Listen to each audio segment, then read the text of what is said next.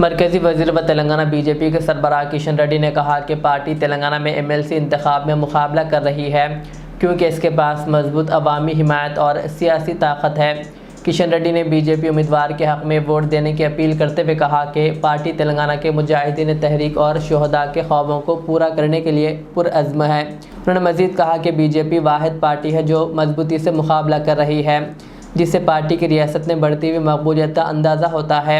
तेलंगाना में एमएलसी इंतखाबात के हवाले से बीजेपी की मुहिम ज़ोरों शोरों से जारी है और पार्टी क़यादत इस बार बड़ी जीत की उम्मीद कर रही है।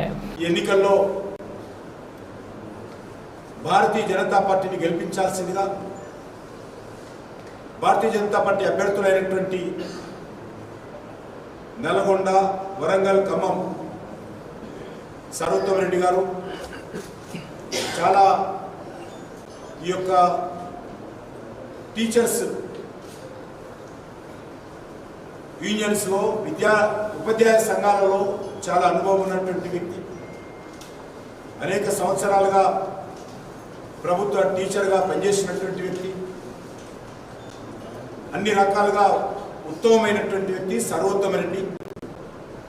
మరి అజాత శత్రు అన్ని ఉపాధ్యాయ సంఘాలతో కలిసిమెలిసి పనిచేస్తున్నటువంటి వ్యక్తి. కాబట్టి ఆయనను ఇక్కడ నుంచి గెలిపించాల్సిందిగా, అదేవిధంగా ఆదిలాబాద్, కరీంనగర్, నిజామాబాద్, మెదక్ నుంచి కొమరయ్య గారు, మల్కా కొమరయ్య గారు వారు కూడా టీచర్స్ కాన్స్టిట్యున్సీ నుంచి అక్కడి నుంచి కూడా పోటీ చేస్తూ ఉన్నారు. అన్ని వర్గాల మద్దతు కూడా అక్కడ కూడా ఇస్తూ ఉన్నారు. నేను సంగారెడ్డి, పటంచెరు, అసెంబ్లీ నియోజకవర్గాల్లో ఎన్నికల ప్రచారానికి కలవడం కోసం కొంతమందిని వెళ్ళడం జరిగింది. మంచి మద్దతు సంపాదిస్తూ ఉన్నాం.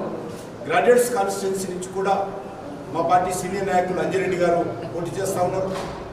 కాబట్టి 3 నియోజకవర్గాలు కూడా పోటీ చేస్తున్నటువంటి ఏకైక పార్టీ భారతీయ జనతా పార్టీ.